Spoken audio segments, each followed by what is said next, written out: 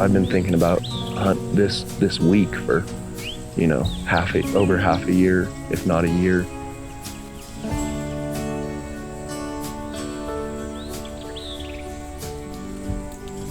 Yeah, so like late season, third rifle, all you really have is tracking them. They're not making any noise, especially in this area. It's hard because they completely change their patterns after the rut.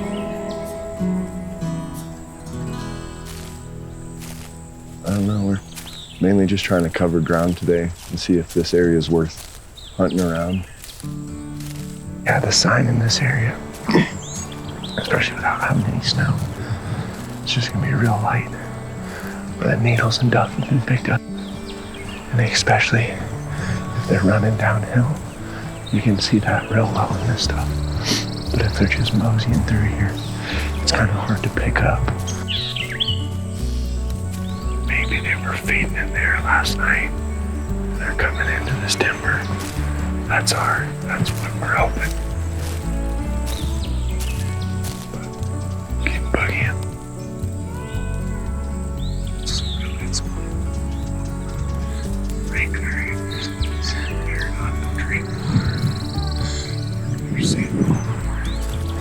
I mean, you can tell like how beat up that log is. They come through there.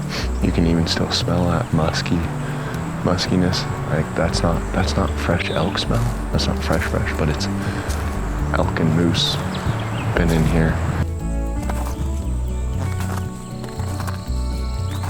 Creatures extremely elusive. I think right now they're by and large pretty nocturnal. And I think all these tiny little chunks they've been bucked with on, especially from how they're moving. I mean, not all of these elk were running out of here, but a good bit of track in here. They were boogieing,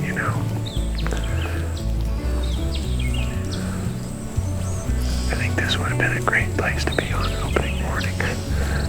Maybe. I don't know. We're definitely not having a hard time being in where elk were in. They're everywhere in here.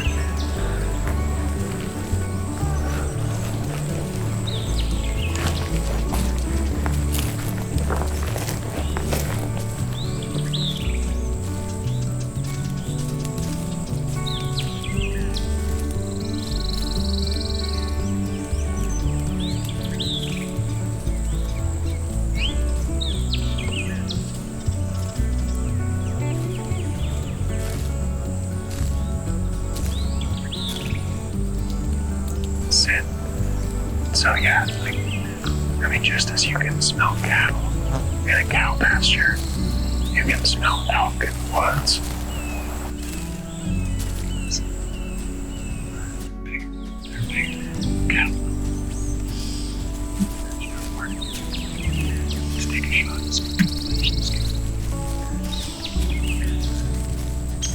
and watch their body behavior. We need to keep an eye on the third one.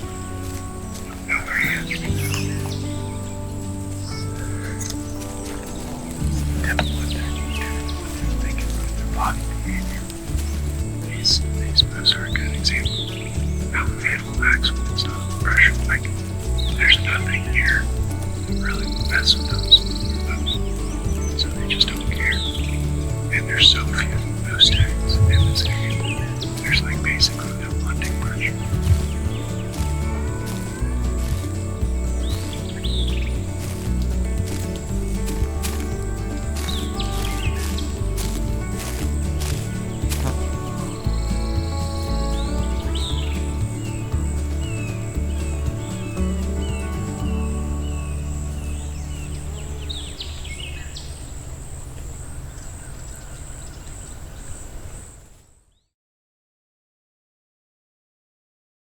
If you don't have other predators in the landscape, you're going to have populations grow to their ecological carrying capacity.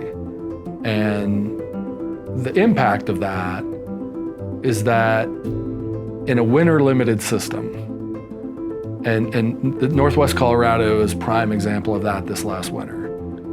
in a winter limited system where you have snow covering vegetation that these animals need to survive the winter months, you're going to see a massive amount of starvation.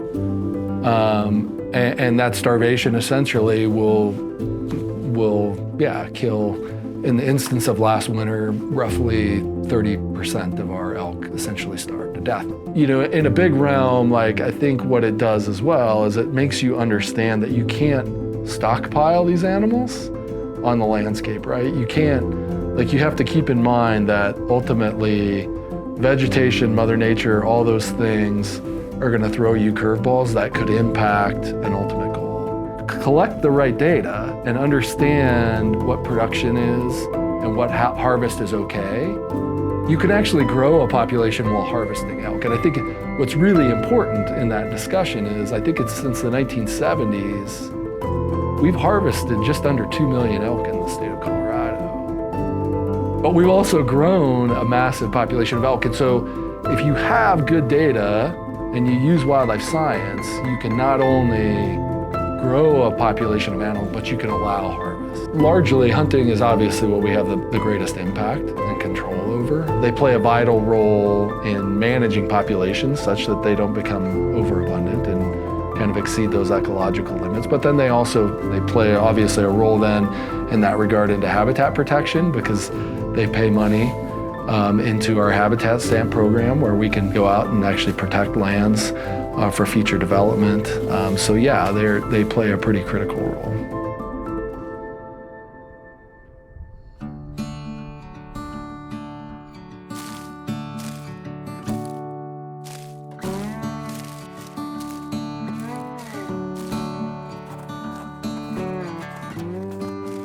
And so I'm trying to think of what to do for this afternoon and the evening.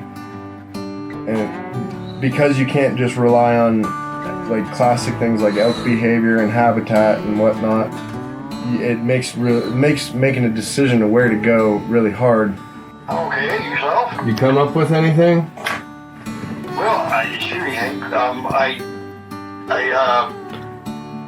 kind of got an idea, but I don't know. You got an idea? Well, I want to hear it. Well, okay, so I went back to, I know there's some national forest in there, I just don't know how big the piece is, but I walked back there just a little bit, and it is, they've cut out all the, they made it fireproof, kind of, not really. So I don't want to waste my time, but right now I have a mild gut feeling that sitting on that fucking chunk all evening down 97 could possibly be a good idea. There's a pretty good area of private that they can sit in. Oh yeah. It's surrounded by private. But that's what I'm saying. It's literally surrounded by private. So like the odds, I feel like that might mildly increase the odds of them moving through that national forest chunk. Instead of doing what we just did, basically walking around a real nice area that doesn't have any fresh cow elk in, and kind of wasting our time a little bit, we're gonna go sitting in an area that I know elk move through, and just hope today's the day. I don't like hunting like this, but like in this area, it's just what sometimes you have to do stuff like this.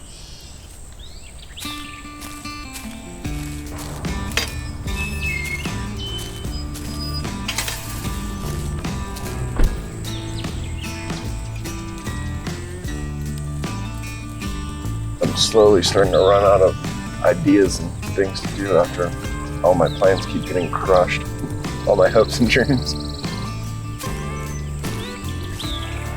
I'm just trying to get into spots where there's not a lot of hunters. There's insane hunter pressure right now, more than I've ever seen here. And so we're basically just going far out of our way and gonna put in a good walk. This whole area is the biggest chunk, one of the biggest chunks. Gets hunted down. And we're dealing with sizes like national public sizes like an acre, 2 acres, like super small little chunks. And so you're kind of just hoping to catch them moving through an area. Sometimes squirrels will chirp at elk. Sometimes. Just like they chirp at us.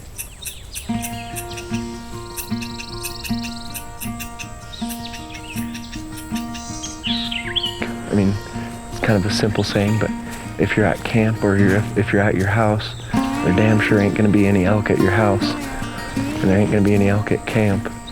So you just gotta keep moving and be in places where elk might be.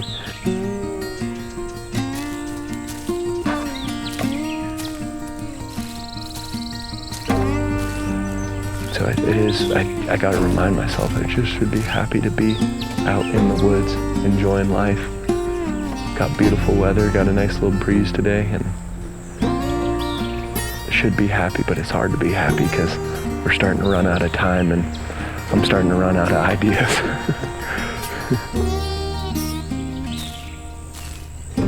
Gotta remind yourself of is it's not all just about getting on elk and shooting elk. I mean, it's about learning the woods and noticing everything around you. And I love the trees and just seeing how and why things grow. And if you can understand the woods, then you can understand how and why an elk is going to move through here. That's what I really respect in a hunter. It's not somebody that just wants to go pull the trigger and shoot an animal, but somebody that has the skill and knowledge and is taking the time to learn every little detail that they possibly can learn. And then they finally get to shoot an elk or shoot a deer or whatever it be.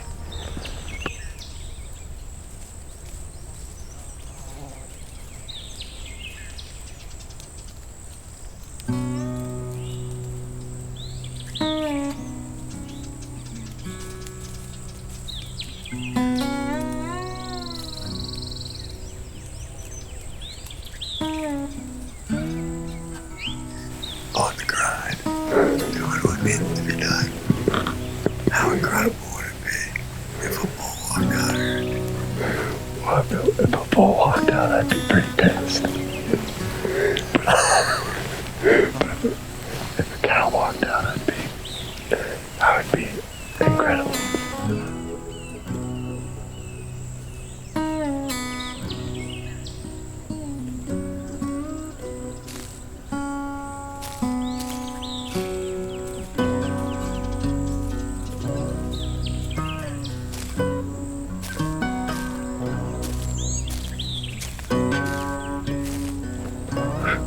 The hunt is over.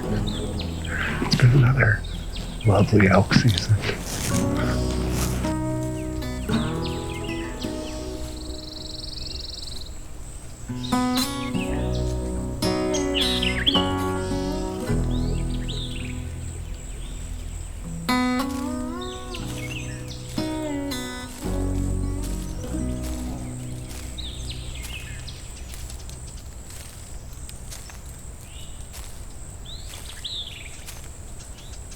Cat, Arnold, come here. Mountain lion. Good kitty. Nice pussy cat. Go fuck off.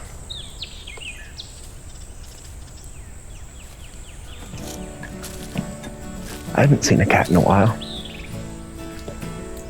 I haven't seen it, especially not that close. I've only been that close to a cat like twice before. Maybe even once. I mean, that's 30 yards. Anytime you see a cat, it's a good thing because you don't get to see very many of them. Okay, let's get the fuck out of here. We're done.